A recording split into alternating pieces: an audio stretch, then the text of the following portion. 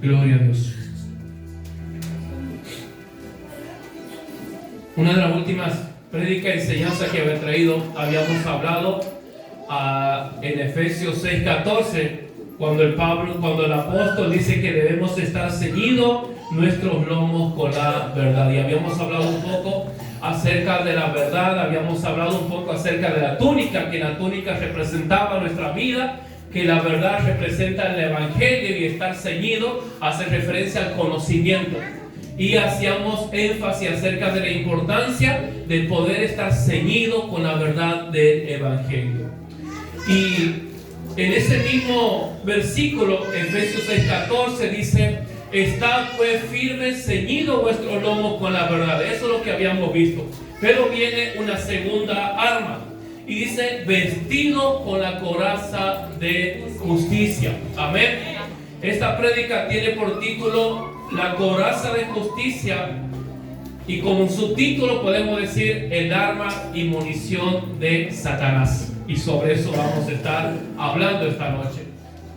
Cuando el apóstol Pablo estaba observando a aquel soldado cuando él estaba preso, además de la túnica, además de la importancia de ceñirse los lomos, también había observado la coraza que tenía el soldado. Y la coraza era algo que estaba hecho por diferentes metales. Estaba hecha de hierro, de madera, de diferentes componentes, diferentes elementos que lo hacían algo rígido y lo hacían algo duro, ¿sí? Y la coraza cubría esta parte del soldado, de la cintura para arriba. Cubría toda la parte, lo que es los pulmones, lo que es el corazón, toda esa parte esencial. Por eso era la importancia que el soldado pueda tener la coraza. ¿Por qué? Porque la coraza lo ayudaba en una lucha, en una batalla, contra las estocadas de una espada, por ejemplo. Entonces la coraza lo ayudaba a salvar la vida del soldado. Por eso la importancia, dice, la coraza es otra parte de la armadura que usaba un soldado, protegía los órganos vitales. Porque si el soldado no tenía la coraza y una herida en alguno de sus órganos vitales o en su pecho, eso podía ser algo letal y podía llegar a acabar con su vida. Ahora, por eso el apóstol Pablo toma esta ilustración para dejarnos esta enseñanza y poder resaltar la importancia o la necesidad que también nosotros tenemos como soldados de Cristo de tomar la coraza de justicia para poder protegernos de nuestro enemigo. Habíamos hablado, y como mencionaba el hermano Nacho, debemos ser muy conscientes, y si no lo somos, tenemos que orar para que el Señor nos haga ver la realidad y la importancia del mundo espiritual. Que tenemos un enemigo que no duerme, que tenemos un enemigo que día y noche trabaja y se esfuerza para destruir nuestra vida, para apagar nuestra fe, para apartarnos del camino, para apartarnos de la iglesia. Él trabaja día y noche para destruir nuestro matrimonio, para destruir la vida de nuestros hijos. Él se esfuerza, pero el Señor nos ha dado las armas para poder defendernos. Ahora, ¿por qué la Biblia nos manda que nosotros debemos usar la coraza de justicia? Antes de explicar acerca de lo que es la coraza de justicia, quiero que podamos ver el porqué o el motivo, la razón por la cual nosotros tenemos que usarlo. ¿Por qué la Biblia nos manda a usarla? Nosotros necesitamos la coraza de justicia porque necesitamos estar firmes. ¿Contra qué? Contra las acusaciones de Satanás. La coraza de justicia que el Señor nos provee nos ayuda para estar firme contra esas acusaciones. ¿Qué es la acusación? La acusación, dice, es atribuir un delito o una falta. Y mire lo que dice la palabra del Señor en el libro de Apocalipsis, capítulo 12, versículo 10. Dice en la revelación que recibe el apóstol Juan, dice que en el cielo esta profecía todavía no se ha cumplido, pero nos deja ver lo que Satanás hace y cómo Satanás nos acusa a nosotros. Dice el apóstol Juan en el libro de Apocalipsis 12:10, porque ha sido lanzado fuera el acusador de nuestros hermanos, el que los acusaba delante de nuestro Dios de día y de noche. Satanás constantemente, de día y de noche, él se presenta ante el trono de Dios para acusarnos a nosotros. ¿Y de qué nos acusa? De las cosas que hacemos y aún de las cosas que no hacemos también. Porque esa es una de las diferencias acerca de lo que hace Satanás. Dice, Satanás quiere recordarle a la gente sus fallas y pecados y convencerlo que no somos dignos del Señor. Ese es uno de los fundamentos, de los motivos por el cual Satanás nos acusa. Porque Él quiere hacernos sentir que no merecemos. Él nos lleva constantemente a querer recordar nuestros errores, a recordar nuestros pecados o a recordar nuestro pasado de las cosas malas que hicimos. ¿Para qué? Para que de esa forma Él nos va conduciendo y nos va metiendo ese sentimiento de no sentirnos merecedores. Entonces la persona dice, no, yo no soy digno porque yo me he equivocado. Yo no soy digno de estar en la iglesia. Yo no soy digno de pertenecer a esta congregación. Yo no soy digno de ir nuevamente el día domingo porque yo he hecho esto, porque me he equivocado, porque me he alejado. ¿Cuántas personas, cuántos cristianos están alejados de las cosas de Dios? Y el motivo es no, que yo no puedo volver porque no sé cómo voy a volver. Porque no sé qué cara voy a poner. ¿Por qué? Porque Satanás ha tomado ese error de haberse alejado y lo está acusando. Y ese sentimiento de culpa, esa acusación es lo que lo lleva a alejarse de Dios. Y eso es la obra de Satanás. Para eso él trabaja. Dice de recordarle nuestra falla y nuestros pecados para convencernos que no somos dignos del Señor ni estar con la familia de Dios. Ahora, hay tres maneras a través de las cuales Satanás lleva a cabo este acto de acusación en contra de nosotros. En primer lugar, Satanás nos acusa delante del trono de Dios. Nosotros vemos la historia del patriarca, de aquel hombre llamado Job, en su libro, en el capítulo 1, en el versículo 6, dice que un día se presentan los hijos de Dios delante del trono de Dios. Y también se presenta Satanás. Y entonces comienza una conversación, Dios comienza una conversación con Satanás diciéndole de dónde vienes. Y Satanás dice de rodear la tierra. Y Dios dice, ¿no has visto a mi siervo Job? ¿No has considerado a mi siervo Job que no hay otro como él? No hay otro más justo que él. Y ahí Satanás hace una acusación. ¿Y cuál es la acusación que Satanás hace acerca de Job delante de Dios? Satanás le dice, bueno, cualquiera puede amarte o Job no te teme de balde. Job gratuitamente no te respeta y no te ama. Job te ama, Job te respeta porque tú lo has bendecido. Así cualquiera puede amar a alguien, dice Satanás, en otras palabras. Eso es lo que el diablo estaba diciendo o insinuando. El diablo estaba insinuando a Dios de que Job amaba a Dios por las bendiciones. Que Job amaba a Dios porque Dios lo había cercado de muchas bendiciones materiales y espirituales, porque dice que era un hombre muy rico. Y ahí Satanás comienza la acusación. Entonces Dios permite, le da lugar para que toque y continúa el resto de la historia. Pero el énfasis es eso. Y eso es lo que después en Apocalipsis el Señor vuelve a confirmar, que Él de día y de noche se presenta delante del trono de Dios para acusarnos a nosotros. En segundo lugar, otra de las formas que Satanás acusa, levantando personas. Eso lo vemos a través de toda la Biblia, pero particularmente en el libro de San Marcos, capítulo 15, versículos 3 y 4. Aquí vemos acerca de Jesús. Dice, y los principales sacerdotes le acusaban mucho. Otra vez le preguntó Pilato diciendo, ¿nada respondes? Mira de cuántas cosas te acusa. Muchas veces el enemigo usa personas o levanta personas para hacernos acusaciones, para hacer acusaciones injustas en contra de nosotros. Entonces se levanta una persona intentando desacreditar nuestro testimonio. Se levantan personas intentando dejarnos mal en nuestro trabajo, frente a nuestro compañero o frente a nuestra familia. Esas son acusaciones. Pero lo que nosotros tenemos que entender que detrás de esa persona nosotros debemos ser bien conscientes quién está obrando. Porque si nosotros no somos conscientes que detrás de esas falsas acusaciones no es la persona, sino que detrás de eso se encuentra Satanás, nosotros vamos a terminar odiando a las personas. No lo vamos a poder amar, no lo vamos a poder ver con ojos de amor, de misericordia, sino que nosotros automáticamente lo vamos a comenzar a ver como nuestro enemigo. ¿Por qué? Porque no entendemos que detrás de esas acusaciones se encuentra Él. Ahora, el problema no son las acusaciones, porque la Biblia deja bien en claro que Jesús mismo, dice la Biblia en el libro de Mateo 23, y lleva por título justamente que Jesús acusa. Jesús acusaba y nosotros también acusamos. Dice que Jesús acusaba a los escribas y a los fariseos. Pero el problema, teniendo presente lo que significa acusación, es atribuir un delito o una falta. El problema no es la acusación, porque no es malo la acusación, sino la motivación o el fin de esa acusación.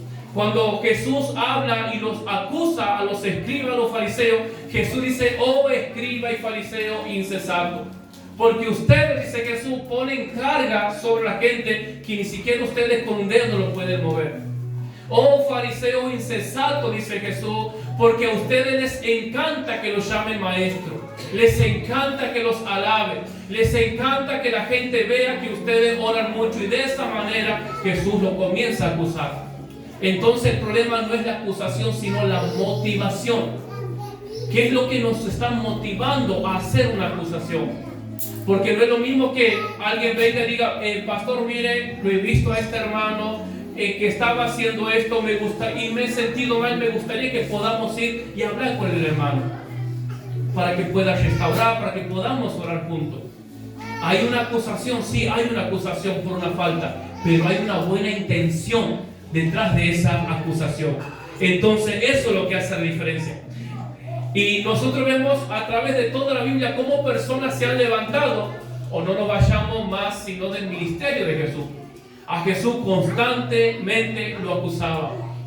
Y nosotros, si no entendemos que detrás de todo eso estaba Satanás, porque dice la Biblia que cuando el Espíritu Santo lo lleva al desierto para ser tentado, para ser probado, dice que después de haber resistido Jesús la tentación, el diablo se va. Y dice, y lo dejó por un tiempo, pero siempre regresaba. ¿De qué forma? Porque constantemente lo acusaban. Lo acusaban que estaba endemoniado, lo acusaban que era un falso profeta, lo acusaban que él echaba fuera un demonio por Beelzebú, y muchísimas acusaciones falsas. Ahora usted imagínese si Jesús se iba a enfrentar o a pelear con cada uno de ellos. Pero nosotros muchas veces entramos en confrontación o en enojo con las personas que nos acusan. ¿Por qué? Porque todavía no tenemos esa madurez. Porque todavía no estamos siendo conscientes quién se está moviendo detrás de toda esa acusación. Y la tercera acusación, o mejor dicho, la tercera manera en la cual Satanás acusa, que es esta sobre la cual quiero desarrollar el mensaje. Dice, una de las maneras más engañosas es, nos denuncia, escuche esto, Satanás nos denuncia animándonos a ser nuestros propios acusados. O sea que Él viene para hacernos sentir culpables, responsables de todas las malas acciones o de nuestros errores o de nuestro fracaso o de las cosas malas que muchas veces pasan. Quizá usted conoce por ahí personas que han pasado o han experimentado situaciones fuertes o situaciones feas y por alguna razón se siente culpable. Y usted dice, pero ¿qué responsabilidad o qué culpabilidad puedes tener si era algo que no estaba en tus manos, no dependía de vos? Es algo que escapaba, pero bueno, es ahí donde muchas veces el enemigo viene para hacernos sentir culpables y nos termina convirtiendo en ¿qué? En nuestros propios verdugos. Dice, Satanás sabe que si consigue que nosotros mismos podamos acusarnos con el pecado del pasado, ha ganado la batalla. Ahora, ¿cuándo sucede esto, hermano? Cuando nosotros no entendemos quién es nuestro Dios, cuando nosotros no comprendemos la gracia, cuando no comprendemos el amor que Dios tiene para con nuestras vidas. Entonces Él viene trayendo recuerdos, viene trayendo errores, viene trayendo pecados que hemos cometido, y con eso él comienza a generar una culpabilidad en nuestra mente. Y esa culpabilidad nosotros terminamos optando una postura diciendo, no, bueno, ya está. ¿Para qué voy a seguir yendo a la iglesia si siempre caigo lo mismo? ¿Para qué voy a seguir yendo si siempre me equivoco? ¿Para qué voy a seguir yendo si yo siempre caigo lo mismo? Pero no nos damos cuenta que todos somos pecadores y todos tenemos nuestras debilidades. Pero son artimañas a través de la cual Satanás trabaja.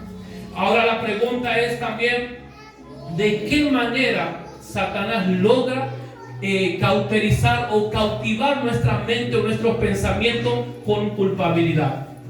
Satanás logra esto a través de la introspección. ¿Qué es la introspección? Es mucho más bíblico de lo que podemos imaginar. Dice, la introspección es una mirada interior que se dirige a los propios actos o estado de ánimo de la persona. La introspección es el análisis que nosotros nos hacemos a nosotros mismos. Cuando miramos a nosotros mismos, cuando miramos a nuestro comportamiento, cuando examinamos nuestra conducta, ¿qué es lo que he hecho en este día? Bueno, eso es introspección. Pero eso no es malo, es algo bíblico. De hecho, el apóstol Pablo en 2 Corintios 13:5, Pablo dice, examinaos a vosotros mismos. En otras palabras, Pablo está diciendo, mírense hacia adentro, examinen su corazón, examinen su conducta, examinen sus pensamientos, examinen sus acciones. Eso es lo que la palabra de Dios nos manda hacer. Pero mire la astucia y la habilidad que Satanás tiene. ¿Por qué? Porque esa misma introspección o esa misma autoevaluación que nos hacemos nosotros mismos es lo que él utiliza para sembrarnos culpabilidad y para desviarnos del propósito de Dios. Pablo dice, examinaos a vosotros mismos. Y la palabra examinaos en el original dice probar. Escuche esto, significa probar. Probar significa escudriñar o examinar. Pero mire qué loco, porque también esta misma palabra significa tentar. Y ahí donde viene un hilo muy fino y muy delgado que nos separa cuando nosotros nos llevamos a analizarnos a nosotros mismos para ver cómo estamos delante de Dios. Entonces ese propio examen es lo que Satanás utiliza para desviarnos de la voluntad y del propósito de Dios y para hacernos sentir culpables o responsables. Dice, escudriñar, examinar o tentar. Es un hilo muy delgado. Mira lo que dice el apóstol Pablo en 2 Corintios 7:10. Hermanos, cuando nosotros como cristianos, nosotros cada día necesitamos y debemos examinarnos. Porque nosotros constantemente nos equivocamos y constantemente cometemos errores. Yo necesito constantemente evaluar mis palabras.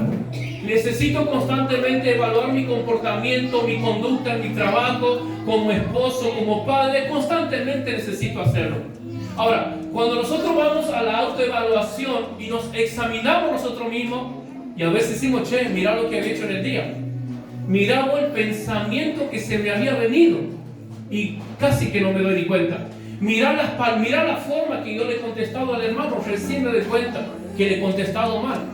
Recién me doy cuenta que le he contestado enojado. Y así sucesivamente, esos son algunos de los resultados que comienza a pasar. Pero mira lo que dice Pablo en 2 Corintios 7:10.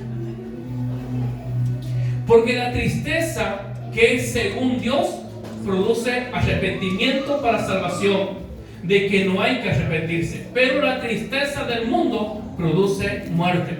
O sea, cuando nosotros como hijos de Dios nos vamos a evaluar nuestra vida y nos damos cuenta que hemos fallado. ¿Qué es lo que se produce en nosotros? Una tristeza, una angustia, un dolor. ¿Por qué? Porque hemos fallado a Dios. Porque hemos violado los mandamientos. Porque hemos desobedecido la palabra. Más aún cuando tenemos el conocimiento o cuando lo hicimos conscientemente, aún sabiendo que estaba mal, sabiendo que no lo tenía que hacer. Cuando hemos hablado sabiendo que no lo tenía que hablar y lo hicimos igual. Bueno, ¿y eso qué genera a nosotros? Una tristeza, genera una angustia.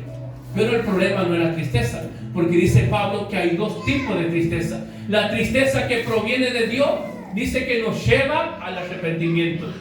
Pero Satanás es ahí donde él comienza a trabajar y es ahí donde tenemos que tener cuidado.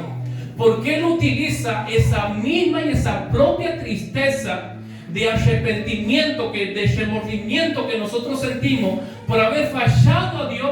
Él utiliza esa misma tristeza para desviarnos de Dios. O sea que ese propio arrepentimiento que nosotros tenemos por haber fallado a Dios, podemos terminar en el pozo o nos puede terminar acercando a Dios. ¿Vamos entendiendo hasta ahí? Entonces, lo que nosotros necesitamos hacer es poder discernir cuando hay un arrepentimiento, cuando hay una tristeza, cuando sentimos ese dolor de haber fallado a Dios, cuando sentimos esa angustia, esa impotencia de que nos damos cuenta que hemos desobedecido, que hemos sido rebeldes. Ahí necesitamos poder discernir entre la acusación de Satanás y el convencimiento que trae Dios. Satanás nos acusa para destruirnos. Dios nos acusa con su palabra, pero no para destruirnos, sino para acercarnos más a Él. Ahora, ¿cómo nosotros podemos discernir o cómo podemos darnos cuenta? ¿Por qué? Porque cuando hay una tristeza que es de parte de Dios, cuando es Dios el que nos está dirigiendo al arrepentimiento, Dios lo hace ¿cómo? Con amor. Dios nos trae arrepentimiento, convicción del pecado. Él nos trae tristeza, pero ¿a través de qué? Con amor. No, Dios no se presenta como un verdugo. Él no se presenta torturándonos, pegando o azotándonos para que podamos darnos cuenta. Él no es como nosotros. Porque eso es lo que muchas veces nosotros queremos hacer. Pero no sé, o quizás yo sea el único. ¿No le pasa por ahí que hay personas que no entienden? Y usted por ahí se eche. Y al final, y usted tiene ganas de hacer cosas o hacerlo entender a su forma, a su manera, ¿o no es así? Amén. Entonces, bueno, eso es lo que Dios nos hace. Dios nos convence. Él nos hace dar cuenta de nuestros errores, pero con amor. ¿Por qué? Porque nosotros pecamos y automáticamente viene una palabra o automáticamente sentimos el amor de Dios y eso nos genera impotencia. Y uno dice, che, pero la pucha, le he fallado a Dios. ¿Y cómo es posible que yo le fallo y Él me sigue amando? Gloria a Dios. ¿Cómo es posible que yo acabo de fallar, yo acabo de pecar y en lugar de Dios desecharme, estoy sintiendo su amor, estoy sintiendo que me abraza? Voy a la iglesia después de haberle fallado, después de haber tomado una mala decisión a propósito, voy a la iglesia y siento su presencia. ¿Cómo puede ser? Voy a la iglesia y Él me ministra, me toca y yo después de haberle fallado tanto. Bueno, esa es la forma que Dios tiene de convencernos. Esa es la forma que tiene de conducirnos al arrepentimiento. Y el Espíritu Santo de Dios usa la palabra. Y a través de la palabra de Dios, Él nos trae paz. A través de la palabra de Dios podemos sentir ese amor, podemos sentir ese abrazo, podemos sentir su presencia. Y nosotros decimos, che, pero mira lo que acabo de hacer. Vengo de cometer semejante locura y estoy sentado escuchando la palabra y lo único que puedo hacer es llorar. Bueno, eso es Dios. Y de esa forma, de esa manera Dios nos convence. ¿Y cuál es el final o cuál es el resultado de esa forma de tratar de Dios? Nos acerca más a Él. Y al final no nos da ni gana tenemos, pero al final no pecamos porque decimos, no, es injusto. Es injusto que Él no me falla. Él está conmigo. He hecho cosas malas y Él ha estado conmigo. Las veces que he necesitado, Él ha estado conmigo. ¿Cómo puede ser que yo lo siga fallando? Entonces, al ver tanto amor de Dios, tanta gracia, tanta misericordia, eso es lo que nos lleva a dejar de pecar. Hermanos, si nosotros no hemos sido convencidos para apartarnos del pecado, de esa forma vamos a caer de nuevo. Porque usted no tiene que dejar de pecar por tener miedo a Dios o por tener miedo al infierno. El cristiano no tiene que apartarse de las cosas malas por miedo al infierno. El cristiano no tiene que dejar el pecado por miedo al castigo. El cristiano no tiene que dejar de practicar, de hablar o mirar o pensar cosas malas por miedo al juicio o a la ira o al juicio del Apocalipsis o a las plagas de Egipto. No. El verdadero cristiano que ha sido convencido por Dios de sus pecados, deja de pecar, se aparta porque ha entendido, porque ha comprendido el amor, la gracia y la misericordia de Dios. Amén.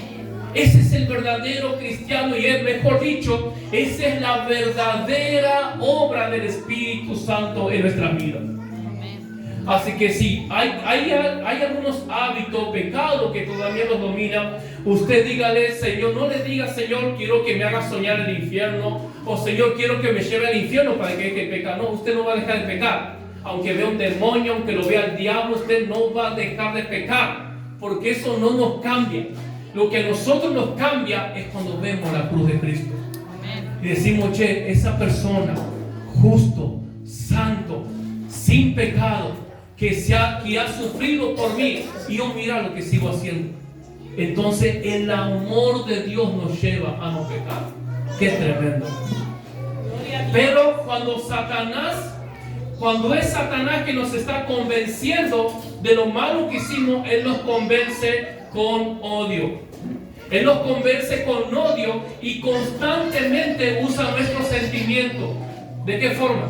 Trayendo los recuerdos, trayendo el pasado que hicimos. Mire, hermano, cuando usted vienen cosas del pasado a su mente, cuando vienen pecados que usted ha hecho, que usted ha cometido, tenemos que estar muy alerta, porque esa es la forma de la cual Satanás trabaja para traernos tristeza, para traernos angustia y para cautivar nuestros pensamientos, y comenzamos a decir, yo no merezco. Ahora, la pregunta es, miren lo sutil que es Satanás.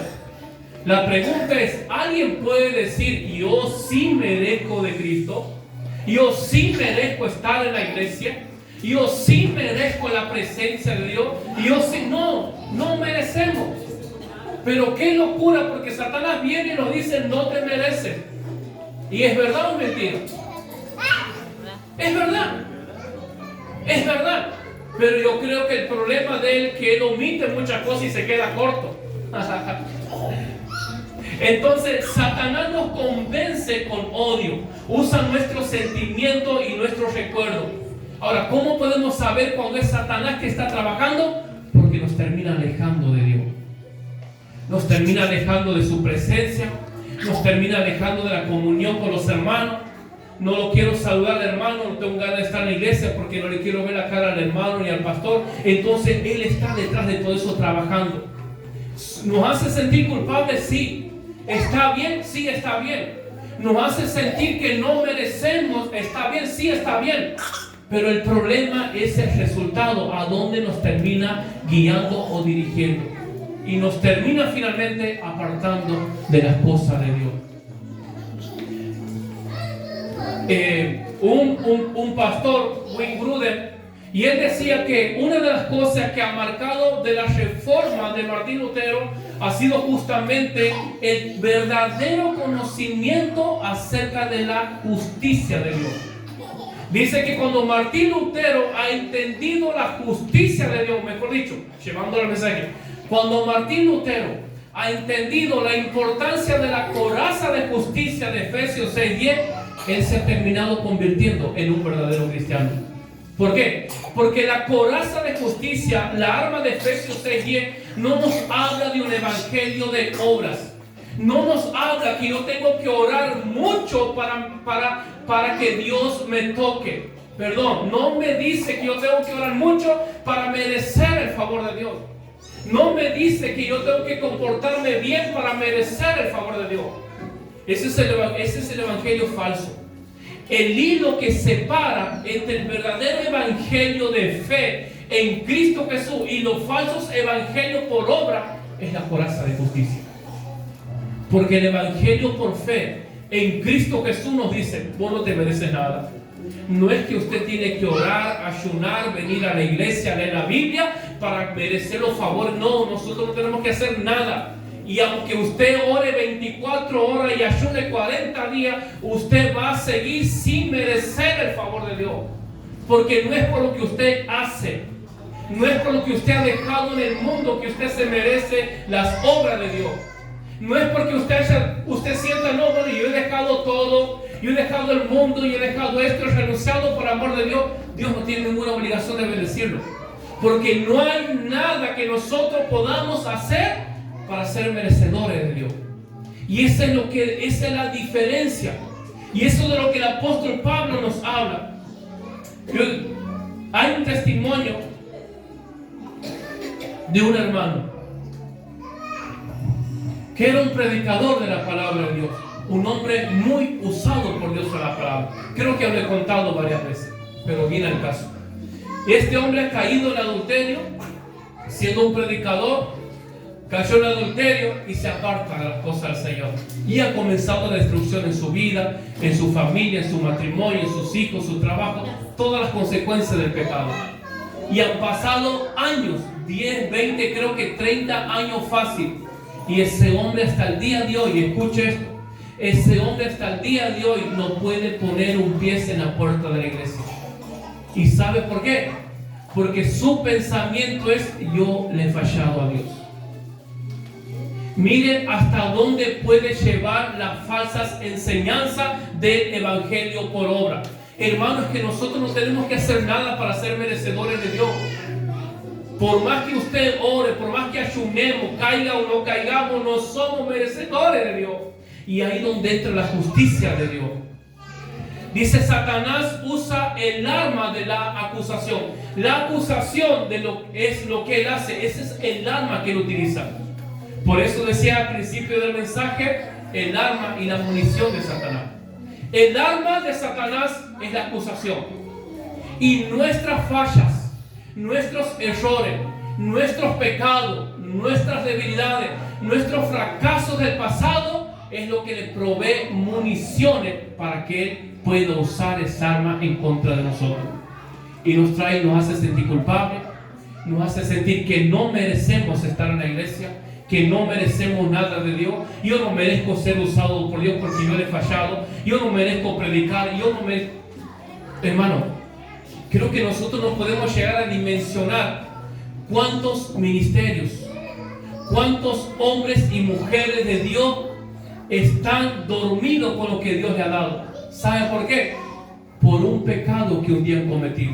No es que yo le he fallado a Dios. No es que yo me he equivocado. Es que yo he hecho esto. Es que ¿quién te ha dicho que tienes que hacer algo para que Dios te ame? ¿Quién te ha dicho que tienes que dejar de pecar para que Dios te ame? Ahí es donde entra la gracia de Dios. ¿Cierto?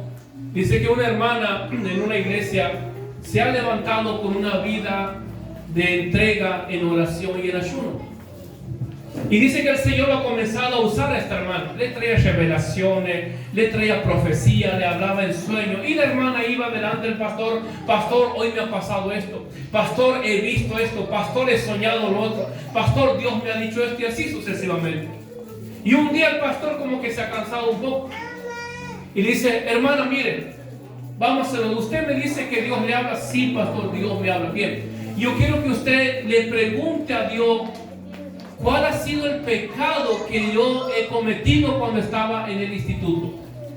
Bien, pastor, voy a orar. Se va la hermana, regresa a los días ante el pastor. Y hermana, ¿qué te ha leído? ¿Ha hablado con Dios? Sí, pastor, he hablado con Dios. Hermana, ¿y le ha preguntado a Dios mi situación? ¿Cuál es? Sí, pastor, sí le he preguntado. Bueno, hermana, ¿y cuál ha sido la respuesta de Dios acerca del pecado que yo he cometido en el instituto? Y dice la hermana: sí, Dios me ha hablado, pastor, y Dios me ha respondido. Y Dios dice que no se acuerda. Dios dice que no se acuerda de lo que usted ha hecho. Ese es el Dios, eso es gracia, eso es misericordia, eso es compasión. Gloria a Dios. Y creo que como este pastor, creo que muchos podemos decir: pero Señor, ¿no te acuerdas de esto? Señor, pero yo he mentido. Señor, pero yo he cometido adulterio. Señor, pero yo he fallado, yo he hecho esto. Y el Señor dice: no me acuerdo. No me acuerdo. Ahora, ¿cómo nosotros podemos defendernos del acusador? Con la coraza de justicia. ¿Qué es la justificación? La justificación, dice, es un acto legal de parte de Dios mediante el cual Él declara que nuestros pecados están perdonados. Nos declara justo delante de sus ojos. Nos declara santo. Nos declara inocente. Nos declara justo delante de Dios. Entonces, hermanos, no es lo más importante cómo el mundo nos ve. No es lo más importante cómo nos ve aquella persona que conoce mis errores, que ha conocido los pecados que yo he cometido, porque esa persona nos va a ver como un miserable pecador, y tiene razón. Pero lo más importante y con lo cual nosotros debemos quedarnos es cómo Dios nos ve. Pero a veces para nosotros más importante es lo que dicen los demás. No es que Él me ha dicho que yo soy así. No es que me ha dicho que yo soy una pecadora. No es que me ha dicho que yo no he cambiado. Es que no importa lo que te digan. Lo importante es lo que dice Dios. ¿Y qué es lo que dice Dios? Dios te ve justo. Dios te ve santo. Dios te ve sin pecado. Dios te ve como su hijo con vestiduras blancas resplandecientes. Dios te ve como si nunca te hubieses equivocado. Dios te ve como si nunca hubiésemos pecado. Eso es la justificación. No es por obra. Usted y yo no tenemos que portarnos bien para ser aprobados por Dios. Usted y yo no tenemos que portarnos bien para que Dios nos regale la salvación. No es que yo me tengo que portar bien porque si yo peco, Dios me puede quitar la salvación. Yo no sabía que te tenías que hacer algo para que te pueda ganar la salvación. Yo creía, o mejor dicho, yo creo mejor lo que dice la Biblia, que no es por obra. No es por obra, dice Pablo, para que nadie se gloríe. Así que, hermano, lo único que a nosotros nos queda, ¿qué es? Abrazar la gracia de Dios. Aceptar el favor de Dios. ¿Sabe por qué muchas veces hay personas que pasan años y años y años luchando con malos hábitos? Años y años luchando con el mismo pecado, porque están tratando de luchar con su propia fuerza, porque están tratando de agradar a Dios con sus buenas obras y no lo va a lograr nunca. Abrace la gracia. Piense en usted, mírese como Dios lo ve. No se enfoque en el pecado, no se enfoque en la debilidad. Dígale: Señor, revélame tu gracia. Señor, revélame tu amor. Y cuando el Espíritu Santo le revele a usted la gracia, cuando el Espíritu Santo le revele el amor de Dios, el pecado va a desaparecer. De pronto lo que lo vencía no está más. De pronto lo que lo esclavizaba no está más, ha desaparecido. Pero nuestro problema es que nos enfocamos demasiado en el pecado. Nos enfocamos demasiado en tratar de agradar a Dios por nuestras propias obras. Tratamos de comprarnos el favor de Dios. Eso es lo que hacemos. Por eso nos sentimos frustrados. Por eso cuando muchas personas fallan, se equivocan, agarran su Biblia y se van de la iglesia. Y eso no es que pasa con hermanos, ha pasado con muchísimos ministros, predicadores, maestros, evangelistas, profetas, salmistas, que han caído y han dicho: no, yo me voy porque yo no me dejo. Pero para eso el Señor nos ha dado la coraza de justicia.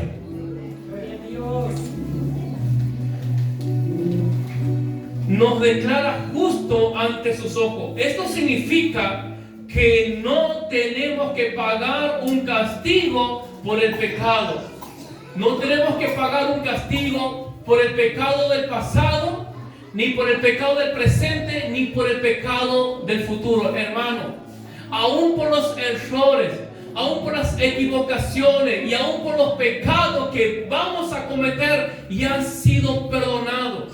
Ya estamos justificados una vez y para siempre delante de Dios.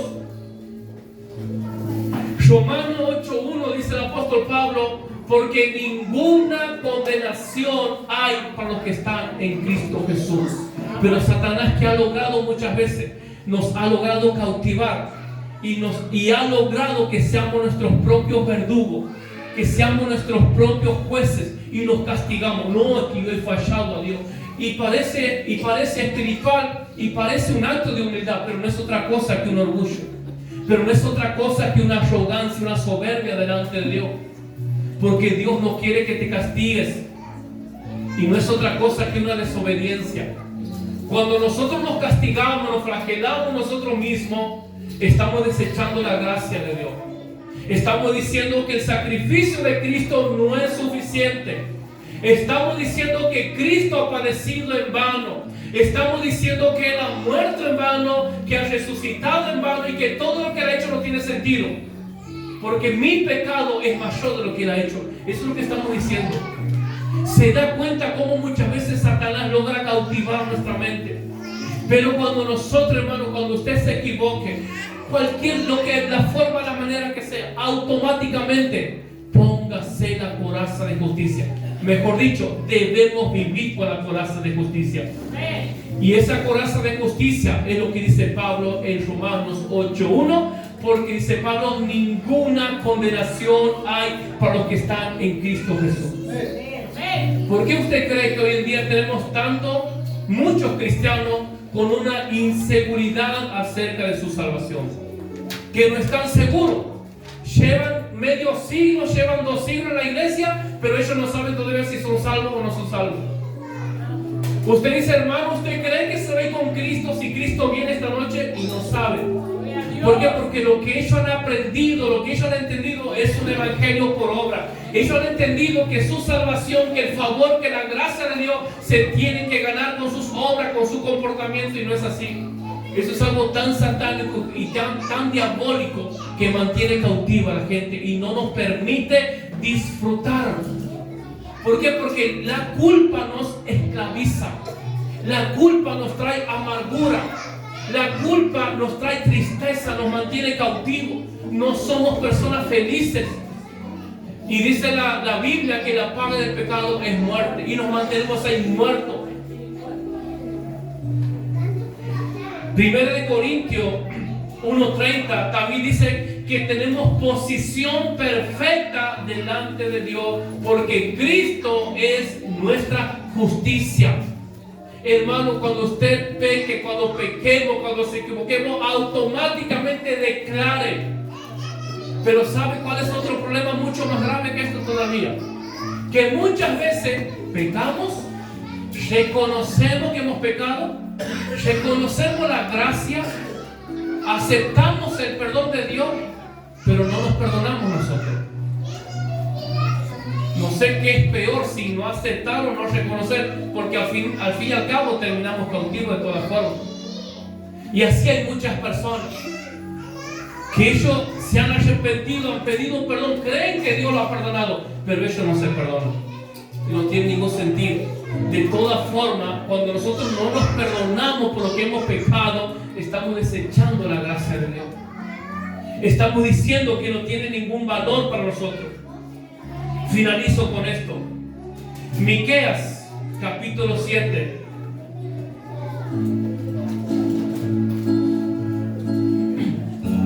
Miqueas, capítulo 7, versículos 18 y 19.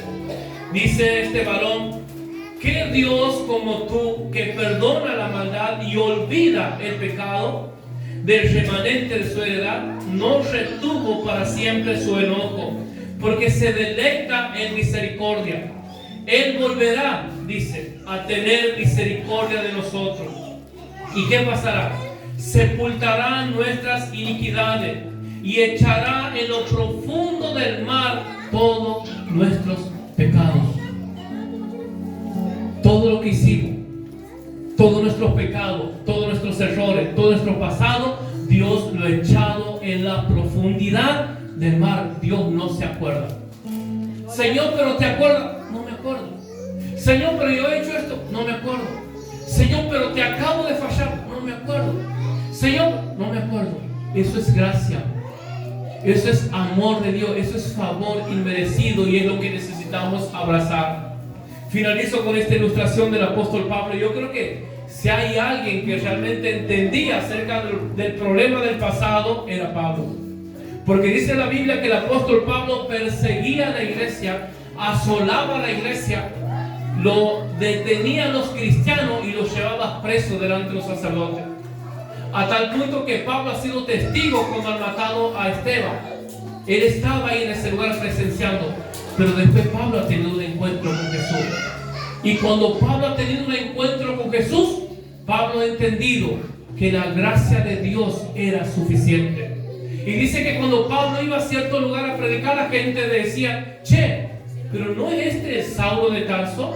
¿No es este el mismo que en otro tiempo asolaba, mataba a los cristianos, torturaba a los cristianos y ahora está predicando la palabra? Pero dice que Pablo tanto más se esforzaba en contarle lo que Dios había hecho en su vida. Eso es lo que nosotros necesitamos. Necesitamos abrazar la gracia de Dios. Necesitamos liberarnos de toda culpa, de todo peso de pecado, de toda culpa de nuestro fracaso, de toda culpa de nuestros errores. Che, pero mira, ¿por qué no le he hecho así? Pero ¿por qué he tomado? Y ya está, ya lo has hecho. La decisión ha sido tomada, y ya está.